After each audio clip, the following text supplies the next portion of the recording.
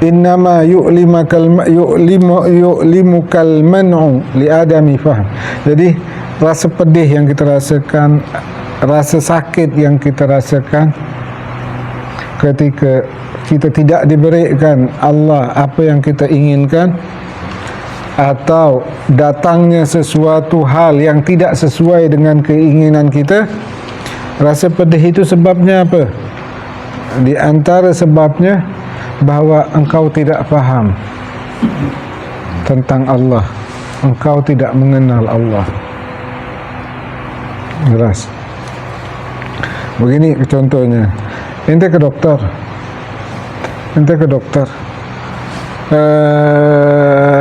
ente kenal betul dokter ni spesialis ini kan. Lalu dokter mengatakan mau dibelah perut, andaikan perut tidak belah, ente belah enggak? Belah. Kenapa ente yakin? Karena ente yakin sama dia. Ente percaya dokter ini akan menyembuhkan penyakit ente, ke depan ke belakang nanti akan baik untuk ente. Dibelah pun tidak apa-apa, bahkan lebih gila lagi, ente bayar duit lagi. Kan? Pencegahan kita karena kita tidak percaya sama Allah, tidak mengenal Allah. Tetap pencegahan itu nanti ada kebaikannya untuk kita, hikmahnya. Semuanya untuk hikmah di belakang hari kita. Tapi karena kita tidak paham, maka pencegahan itu menyakitkan bagi kita, susah, sedih. Tapi kalau kita percaya sama Allah, tidak. Nah, sama seperti kita percaya sama dokter yang akan mengobati penyakit kita. Kata dokter operasi, okey. Ente percaya, ente pasrah. Seharusnya seorang hamba di hadapan Allah itu pasrah. Terkadang Allah mencegah itu untuk mengobati penyakit ente. Mungkin dunia ini merosak ente, lalu Allah jauhkan ente.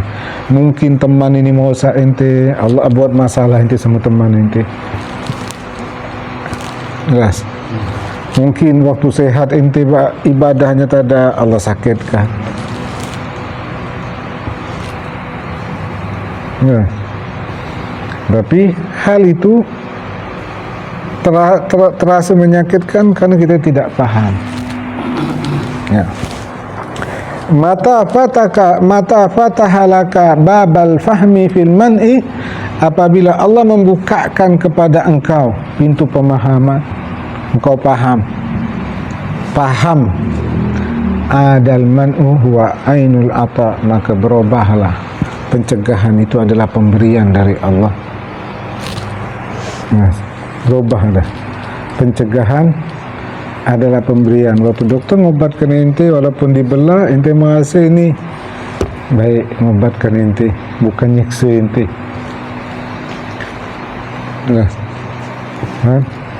Berubah jadi pemberian. Jadi faham ini penting. Saya tahu tu faham ini penting. Orang yang Allah berikan kefahaman akan mendapatkan kebaikan yang banyak. Dalam hubungan dengan siapa pun, faham ini penting. Faham ini penting. Kita mau berhubungan orang tua kita, faham penting. Apa mau orang tua kita, apa maksud orang tua kita. Kita sama bini kita, apa mau bini kita, apa maksud bini kita. Faham ni penting. Anak kita, kita harus faham. Faham inilah yang membuat hubungan kita menjadi baik. Nanti bayangkan ente laki bini, satu tak faham ini, satu tak faham ini, betul lain tak? Yang ujung-ujungnya saling menyakiti. Yang tak faham ni akan saling menyakiti. Dalam hubungan dengan siapa pun, faham ini penting. Faham penting. Ya. Kita mau berbakti sama orang tua, kalau belum sampai ke taraf faham, tak ada guna. Kita berbakti sama orang tua, apa mau orang tua, jangan mau kita. Orang kan lebih banyak mau dia daripada orang tua. Akhirnya yang berbakti sama dia, orang tua dia berbakti sama dia, bukan dia berbakti sama orang tua. Orang yang berbakti itu apa mau dia faham. Maka doa yang paling mustajab doanya orang tua sama anak, ketika anak itu tidak minta doa, orang tuanya mendoakan. Karena perbuatan dia sehingga orang tua itu keluar, mudah-mudahan kau panjang umur, mudah-mudahan rezeki itu. Dibanding ente minta pada orang tua ente tolong doakan panjang umur, enggak spesial. Tapi yang keluar dari hatinya tanpa diminta, karena apa yang kita lakukan itu yang luar biasa. Tersentuh hati dia, akhirnya dia doakan. Itu tidak ada hijab lagi. Kalau kita kan banyak minta sama orang tua. Siapa pun, jangankan orang tua, orang lain pun doakan kita, minta dia doakan. Yang perlu itu doa yang keluar dari hati dia. Macam ada orang miskin datang, dia ada perlu bantuan, kita tolong, dia doakan. Itu yang luar biasa, bukan permintaan kita. Dan orang bisa mendapatkan hal tersebut kalau dia faham, dia mengerti. Kalau kita begini, kita ingin sesuatu, ada orang yang faham apa kita maksud, gimana bahagianya kita. Jelas. Kita ada keinginan, dia tahu apa yang kita inginkan, gimana bahagia kita. Keluar tidak langsung terucap. Maka faham ini paling penting dalam hubungan. Orang yang faham, dia bukan memikirkan diri dia, memikirkan yang lain. Apapun hubungan tanpa faham, tidak bagus. Apapun, jelas, apapun hubungan. Maka ketika Allah memberikan kefahaman kita atas penolakan, maka berubahlah penolakan itu. Ketika kita faham orang tua kita, dia mukul, kita anggap dia mukul kasih sayang. Dia tidak ngasih, kita anggap dia kasih sayang. Kita faham, tak mungkin orang tua anak ni jahat. Mana ada orang lebih sayang daripada orang tua. Kita faham kan, kita dah ngerti. Tak mungkin, mustahil. Kalaupun dia nganuk, pasti ada baik. Kita faham betul. Maka pukulan itu malah kita merasakan itu mengingatkan kita. Tapi kalau tidak faham, colet tak dikira kata dia nganuk.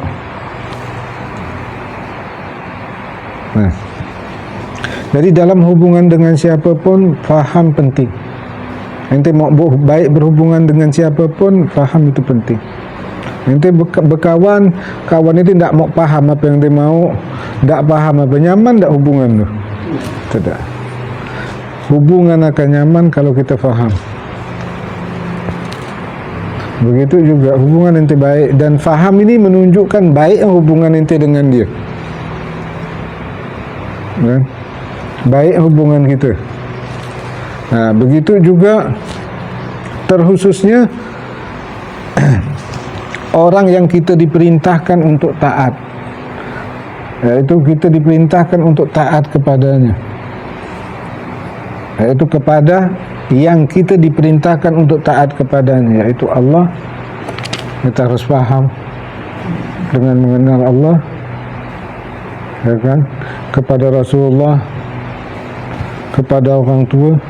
Ketika faham itu datang, maka itu yang melahirkan keberkahan.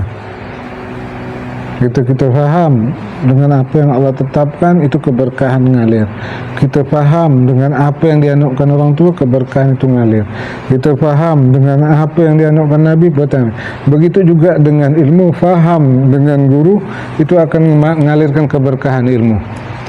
Jelas. Itu faham penting dalam hubungan apapun. Apapun hubungan kita, mau kita sama anak kita, mau kita sama bini kita, mau sama siapapun. Berantakan hubungan apa sebab? Karena tak faham. Ya kan? Semua mau dipaham. Hubungan jelek ni, dia mau orang faham sama dia, dia tak mau faham sama orang. Semua saling mau dipahami. Hubungan yang terbaik itu memahami. Jangan nuntut orang memahami kita. Maka apabila Allah membukakan kepada kita pintu pemahaman, maka berubahlah. Berubahlah. Penolakan itu adalah pemberian dari Allah. Setelah Allah berikan, faham. Nah, jelas. Di sini disebutkan bahawa ketika turun surat Al-Ma'idah, surat Al-Ma'idah, Al-yawma akmaltu lakum dinakum wa atmamtu alaikum ni'mati wa raditu lakum Islam madina. Turun ayat ini surat Al-Ma'idah. Allah berfirman, pada hari itu aku menyempurnakan kalian agama. Agama disempurnakan. Dan aku sempurnakan nikmatku. Nikmat disempurnakan. Dan aku ridha bagi kalian Islam itu agama. Ya. Ketika turun ayat ini, Nabi membaca di hadapan sahabatnya. Rasulullah membaca di hadapan sahabatnya. Atau Rasulullah membaca di hadapan sahabatnya, bahagia semua. Semuanya bahagia. Bahagia istilahnya selesai dah. Nikmat sudah disempurnakan, agama sudah disempurnakan, Allah ridha Islam sebagai agama. Mereka bahagia, kecuali satu orang enggak. Di saat itu dia nangis. Yang lainnya semua bahagia. Ini kan berita gembira, pantas bahagia. Tapi satu orang nangis. Siapa itu? Abu Bakar. Sayyidina Abu Bakar nangis pada waktu itu. Sahabat bertanya, wahai Abu Bakar, kenapa kau menangis waktu Nabi membacakan ayat ini? Padahal ini keuntungan untuk kita, kebahagiaan untuk kita, dan semua orang gembira. Apa kata Sayyidina Abu Bakar? Hadhil ayah tadullu ala qurbi wafatin Nabi sallallahu alaihi wasallam. Bahwa ayat ini menunjukkan bahwasannya dekatnya kematian Nabi sallallahu alaihi wasallam. Ayat ini menunjukkan bahwa dekatnya wafat Nabi sallallahu alaihi wasallam. Ini yang paham. Maka hubungan Abu Bakar sama Nabi bagaimana? Ya, faham ini menunjukkan baik hubungan. Semua nangis, semua bahagia kecuali Sayyidina Abu Bakar. Sayyidina Abu Bakar menangis sebenar-benar waktu itu. Tanya bahwa ayat ini menunjukkan dekatnya wafat Nabi sallallahu alaihi wasallam. Dan betul, setelah 81 hari Nabi wafat. Ya. Karena hubungan dia bagus, dia faham. Jelas. Maka dia dapat kemuliaan yang besar. Manusia terbaik setelah Nabi Sayyidina Abu Bakar, yang paling paham. Orang yang paling paham. Ya. Maka waktu wafatnya Nabi, semua ribut kecuali Sayyidina Abu Bakar. Kalau kalian menyembah Allah, Allah hidup. Tapi kalau kalian menyembah Muhammad, Muhammad sudah meninggal. Siapa itu? Abu Bakar. Paling paham. Yes. Maka ketika Abu Bakar melihat Rasulullah ini utusan, Nabi ini utusan kan, ketika yang diutus ini selesai urusan, ke mana? Baliklah. Kita diutus satu tempat, selesai dah, disuruh gini, suruh gini, selesai urusan, ke mana? Baliklah. Maka selesai urusan ini, setelah Nabi mengatur turun ayat ni, bahawa aku sempurnakan agama kalian, nikmat aku sempurnakan, dan aku ridha agama Islam. Maka nangis Abu Bakar. Berarti selesai tugas Nabi. Berarti Nabi akan kembali kepada Allah. 81 hari Nabi wafat. Nah, ini faham. Jelas. Maka fa innahu laisa ba'dal kamal illa zawal, kata Sayyidina Abu Bakar, karena tidak ada sesuatu yang sempurna melainkan ia akan hilang. Kalau sudah sempurna, tinggal kehancuran. Macam rumah kita bangun, rumah ni sudah bagus, cantik, selesai dah rumah ni. Tinggal nunggu apa? Rosaklah. Berarti selesai dah. Ini yang faham. Ya, man yu'tal hikmata faqad utiya khairan katsira. Barang siapa yang diberikan Allah hikmah. Sebagian ulama tafsir mengatakan apa arti hikmah? Yaitu faham anillah. Orang yang diberi Allah tentang kefahaman. Faham tentang Allah. Orang diberikan Allah tentang faham, diberi Allah tentang faham dengan Allah, maka dia akan mendapatkan kebaikan yang banyak. Maka dalam hubungan siapapun, itulah akan mengalir itu. Kita faham tentang Allah, kebaikan akan banyak datang kepada kita. Dan itu sebagai bukti hubungan kita baik. Kita faham itu sebagai bukti hubungan kita baik dengan dia. Dengan kita tidak faham, berarti hubungan kita tidak bagus. Kita mau membuktikan bahawa kawan ini kawan baik ini dengan apa? Dengan faham. Oh, dia faham, paling faham sama mana? Dia paling ngerti sama mana? Berarti hubungannya bagus. Nah, dia bilang ini tidak ada paham, tidak ngerti apa-apa. Berarti hubungannya tidak bagus.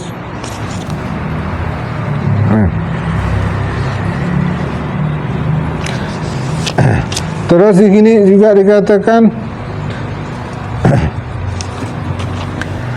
pada waktu Nabi akan ke WC, waktu itu sahabat Nabi mau masuk WC. Masuk ke WC, Abdullah bin Abbas tengok Nabi masuk WC ni. Biasa kalau masuk WC kan perlu alat istinja. Tak macam kita tinggal buka keran. Zaman Nabi mana ada keran, kan?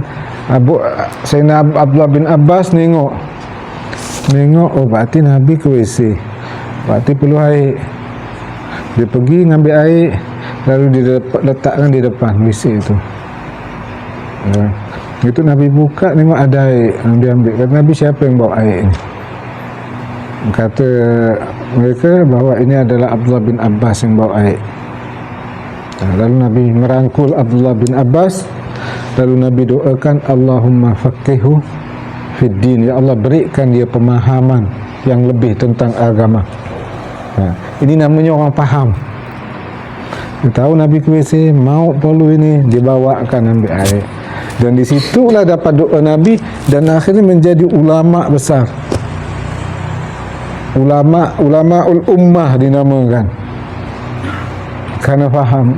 Setiap pahaman kita itu akan mengalir kebaikan. Yes. Jadi dalam hubungan apapun, kalau kita mau keberkahan hubungi, pahami yang kita berhubungan dengan dia. Dan di situ akan mengalir kebaikan. Kalau salah payah-payah kita, kalau kita nengok orang tu faham benar sama kita, ngerti sama kita, minta apa pun kita kasih, ya kan? Kalau yang bebal-bebal tu, dan karena di situ memang kunci ngalirnya kebaikan kalau kita faham. Nah.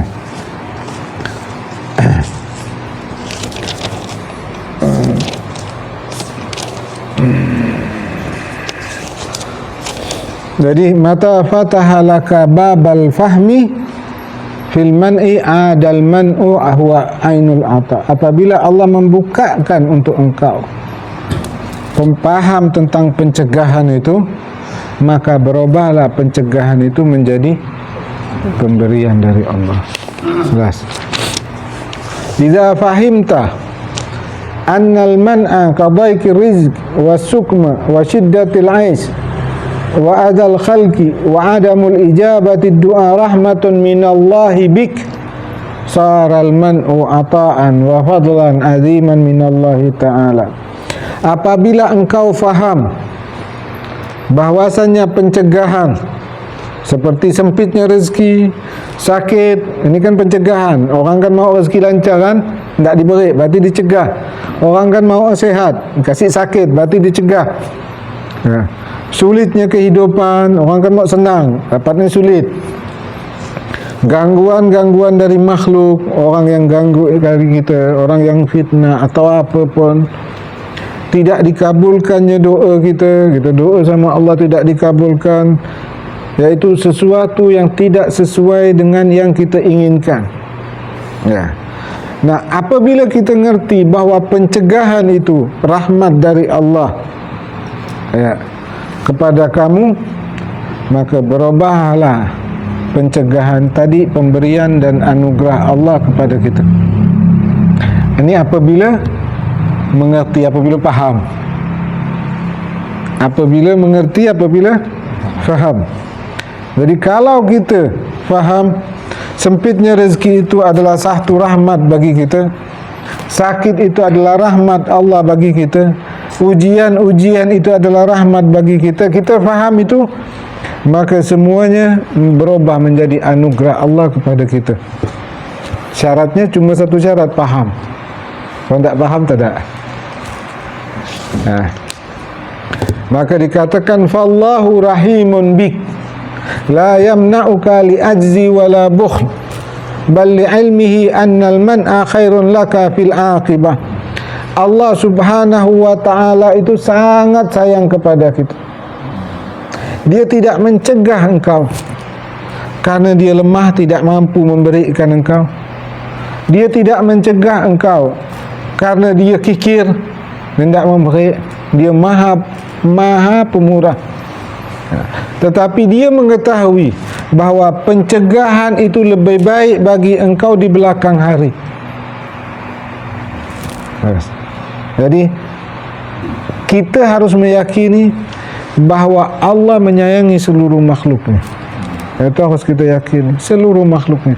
Kafir, muslim, taat, maksiat, dia menyayangi seluruh makhluknya. Ya, seluruh ciptaannya. Mau dia kafir ke, mau dia muslim ke, dia mau orang beriman, tidak beriman, taat, maksiat, semuanya Allah sayang. Ini harus kita yakini. Allah menyayangi semuanya. Kalau anda contohkan seperti ini, ada orang tua punya anak, dia kan 3. Satu ini paling durhaka sekali sama orang tua, yang 2 ni bagus, taat. Dalam kehidupan sehari makan sama tak dikasih? Minum dikasih sama tak? Baju sama, tempat tinggal sama. Yang arti dia nyayangi semua walaupun durhaka. Maka buktinya kalau Allah tidak menyayang makhluknya, maka tidak ada orang yang kafir yang bisa makan. Dengan bukti Allah kasih rezeki, Allah kasih kehidupan. Ini sebagai bukti Allah menyayangi mereka. Itu harus kita imani. Kalau Allah tidak menyayangi mereka, mereka tidak akan dikasih kenikmatan dunia. Tapi karena sayangnya Allah, Allah masih berikan kenikmatan dunia kepada mereka. Jadi itu sebagai bukti Allah sayang. Yang artinya keyakinan pertama harus kita yakini bahawa Allah sayang kepada seluruh makhluknya. Maka dalam hadis qudsi dikatakan sini, aku ciptakan mereka, tapi mereka menyembah selain aku. Allah berfirman dalam hadis, aku ciptakan mereka, tapi mereka menyembah selain aku. Aku memberi rezeki kepada manusia, sedangkan mereka berterima kasih kepada selain aku. Ya. Kebaikanku terus menerus aku turunkan kepada mereka, tapi keburukan mereka terus menerus naik kepadaku. Ya.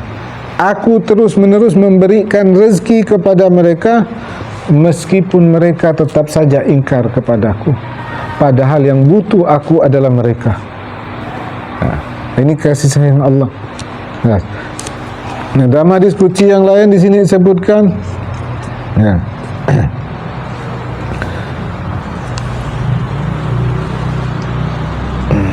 aku yang menciptakan langit dan bumi, dan aku tidak merasa letih, katanya Allah.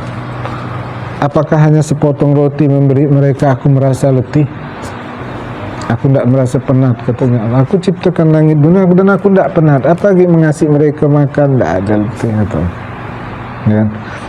Aku terus memberi rezeki kepada manusia, karena itu kewajibanku, karena aku yang menciptakan mereka. Dan kewajiban mereka dan mereka wajib taat kepadaku. Tapi Apabila mereka tetap tidak taat kepadaku, aku tetap memberi rezeki kepada mereka karena aku Ar-Razzaq, karena aku yang memberi rezeki. Jelas? Nah, maka yang pernah Ana jelaskan, ketika gunung, langit, lautan muak dengan manusia, tak tamak dengan rahmat Allah, tapi berpaling dari Allah, tamak akan rezeki Allah, tapi rezeki itu digunakan untuk menentang Allah, bermaksiat kepada Allah, hingga langit, gunung muak, ya Allah biar aku hancurkan anak Adam, kata langit. Kata gunung, biar aku himpit anak Adam. Lautan, biar aku tenggelamkan anak Adam. Karena muaknya nengok manusia. Mau rahmat Allah tapi berpaling sama Allah, mau rahmat Allah tapi ingkar kepada Allah, mau dengan rahmat Allah tapi gunakan semuanya untuk menentang Allah. Saking muaknya sampai mereka mau menghancurkan anak Adam. Tapi Allah katakan da'hum, biarkan ciptaanku seperti itu, biarkan mereka seperti itu. Lau khalaqtumuhum, katanya Allah, la rahimtumuhum. Kalau kalian yang menciptakannya wahai langit, kalau kalian yang menciptakannya wahai lautan, kalau kamu yang menciptakan wahai gunung, kamu akan menyayanginya. Tapi karena kau bukan menciptakannya.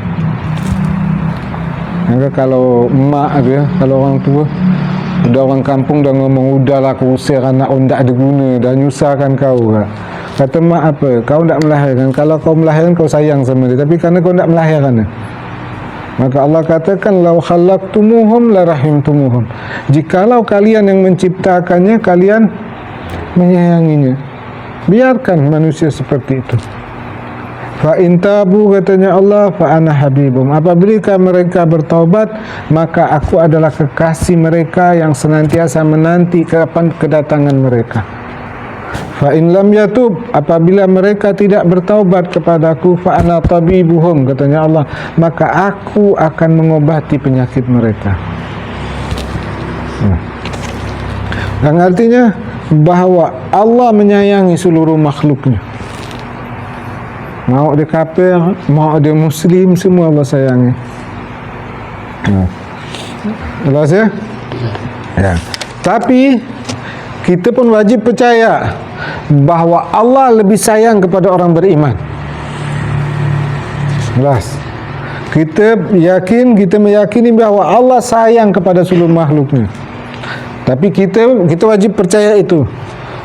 Dan kita juga meyakini bahawa Allah lebih menyayangi orang-orang yang beriman.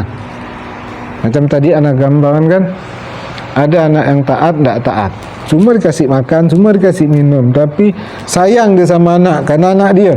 Tapi lebih sayang ke mana? Baik. Jelas. Allah sayang kepada seluruh makhluknya karena dia yang menciptakan. Tapi kita harus yakini bahawa Allah lebih sayang kepada orang yang beriman kepadanya. Kemudian Allah lebih sayang lagi kepada orang yang soleh daripada orang yang beriman. Jelas. Dan Allah lebih sayang lagi kepada orang yang menuntut ilmu daripada orang soleh. Ya. Karena orang yang menuntut ilmu agama adalah orang yang paling paham tentang Allah. Maka seharusnya, semestinya orang yang menuntut ilmu agama itu, dia mengerti tentang apapun yang Allah tetapkan. Maka kedudukan mereka lebih tinggi daripada yang lain. Nah, Allah menetapkan tentu ada kebaikan. Dan ini yang faham siapa? Talibul ilm, orang yang menuntut ilmu. Maka Allah lebih sayang orang yang menuntut ilmu daripada orang soleh. Allah lebih sayang orang soleh daripada orang yang beriman. Allah lebih sayang orang beriman daripada orang yang tidak beriman. Itu rentetannya. Jelas. Yang ternengok semua makhluk macam najis semua, Allah sayang sama dia. Maka kita harus sayang. Sayangnya kita ada mereka perlu bantuan, kita bantu. Itu perlu pertolongan, kita tolong. Bukan ikut agama dia. Jelas. Itu sayangnya kita. Jelas ya? Jadi yang pertama, bahawa Allah sayang sama kita, seluruh makhluknya. Yang kedua, Allah tidak memberikan kepada kita bukan karena Allah bakhil, Allah kikir. Bukan juga karena Allah tidak mampu. Karena hanya dua alasan. Hanya dua alasan. Kalau ada orang datang sama kita, kita tidak ngasih, hanya dua alasan. Kita tidak punya, atau memang kita tidak mau ngasih.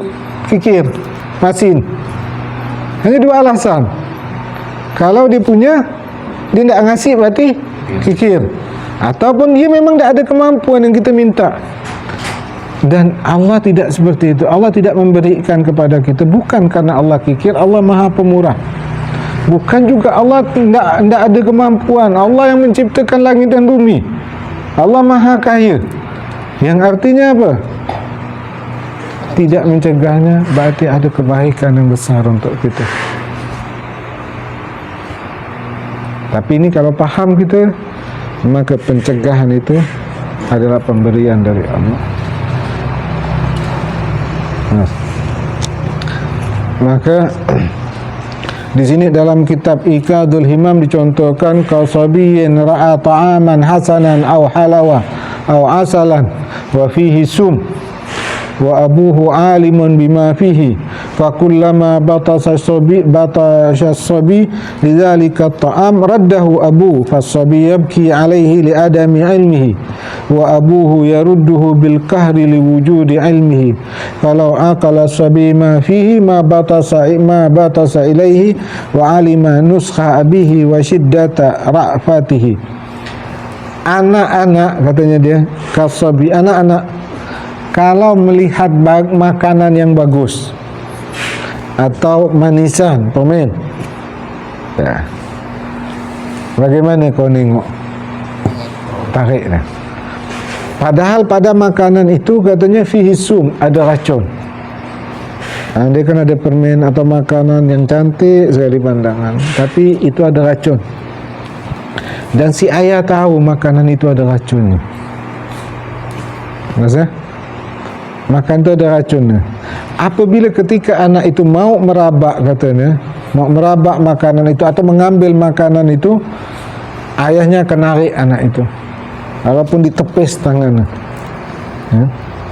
Apa yang terjadi dengan anak itu? Nangis ya, karena barangnya dibuang. Mungkin ditepis barangnya dibuang, barangnya dia mau ambil barang ini dibuang.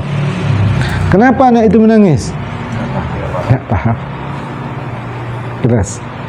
Kenapa menangis? Tak paham. Dalamnya ada racun. Ya, kenapa kita menangis? Waktu harta hilang, kita tak paham. Harta itu mencelakakan, kita ada racun. Kita tak paham, diambil kita nangis, mengamuk, stres. Nah, anak tak paham lah dia menangis. Sebab anak kecil nangis apa sebabnya? Tidak paham juga ada racun. Dan ayah yang tahu, maka dia akan cegah dengan paksa. Jelas. Harus dengan paksa. Kalau harus buang, harus dengan kekerasan akan dilakukan si ayah itu. Karena dia tahu kalau itu akan mencelakai anaknya. Andai kata anak ini berakal, andai kata anak ini mengerti, anak ini tahu, anak ini paham, di dalamnya itu ada racun, mau ke dia ngambil? Kan? Dia tidak akan ngambil. Karena ayah ni tahu bahayanya, karena sayang sama dia, dibuanglah barang itu atau ditepislah tangan anak itu ketika anak itu mau ngambil. Itu contohnya. Padahal kita tahu bahawa dunia harta ini selama ini, karena harta ini kita tinggalkan solat, karena harta ini kita lalai sama Allah, karena harta ini kita tinggalkan. Kita tahu, sadar padahal. Lalu Allah cabut harta itu, masih tak meraung. Ketika Allah mencabut apapun yang menghalangi kita, itu kasih sayangnya Allah. Kadang kesehatan kita, selama sehat ni nyebut nama Allah pun tak pernah. Lalu akhirnya Allah kasih sakit, barulah pandai megang tasbih, nyebut nama Allah, pandai berdoa.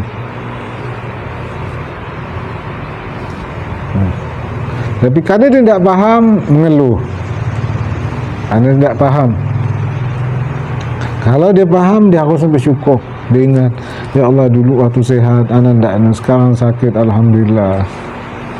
Dulu waktu kaya tak pernah ini, sekarang Allah cabut harta, alhamdulillah. Pandai ke masjid, duduk masjid. Memang masjid tu kan daerah orang-orang dah ekonomi dah susah. Kau nyaman ekonomi, mana dia mau ke masjid? Kalau terhitung orang yang mapan, yang nyaman hidup di masjid, hitung 2-3 kali. Rata-rata orang masalah ni.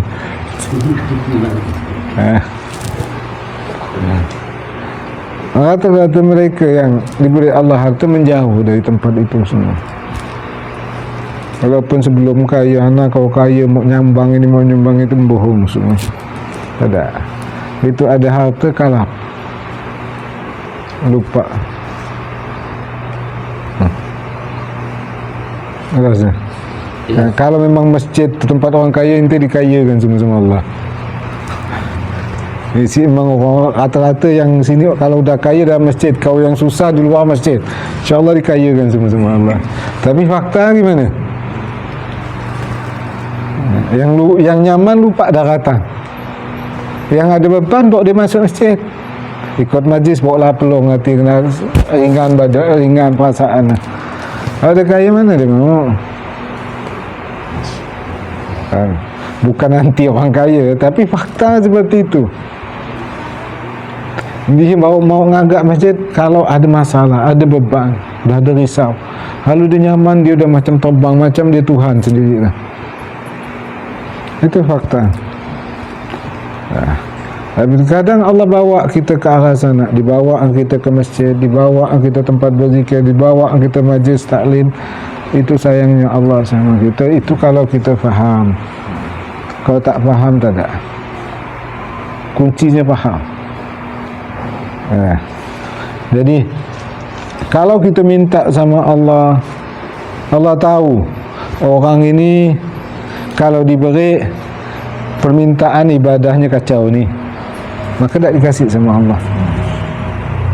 Ini ya Allah murahkan rezeki, ya Allah, kata Allah, ini kasih rezeki kacau balau, masjid hilang, semua hilang ni, saya dikasih ya kan? Ya Allah kasih sehat, ini kalau kasih sehat ni antum keluar lagi. Ini dah bagus dah ni, tenang dah ni, ngazikir, maka tak Allah kabulkan. Jelas. Kalau ya yang orang yang minta pikirkan tak seperti itu. Yang minta sama Allah, ya Allah kalau aku banyak duit ni aku mau sedekah. Kalau Allah kasih aku duit, aku mau wakaf sana wakaf sini. Kalau aku banyak duit, Allah bantu, Allah tahu. Ini kalau banyak duit tak paling kikir orang. Yang minta pikiran itu, kan? Oh ni kalau anak masjidnya nak bangun, ini bang, Allah tahu. Ini kau dapat duit ni, ngasih orang pun dia tak ada ngasih. Kenapa tak dikasih? Jelas. Itu pikiran kita. Itu dalam doa pikiran kita gitu. Biar ini nyaman gini, nyaman gini, nyaman gini. Ada. Kalau Allah tidak beri, akibatnya pasti fatal. Pasti fatal. Banyak kan? Gitu niat bawa bagus, ada duit, tidak ada duit. Begitu ada duit, hilang lalu. Banyak. Rata itu. Paling banyak. Kau cakap sebelum ada duit boleh-boleh lah. Habis ada duit, beda. Sayangnya Allah tak kabulkan kita minta. Pemikiran kita betul, tapi fakta berbeza nanti di lapangan. Kenyataannya berbeza. Dan dia Allah lebih tahu daripada kita. Dan dia maha tahu. Kita tak tahu apa yang 5 menit ke depan terjadi sama kita, itu tak tahu. Dan Allah tahu.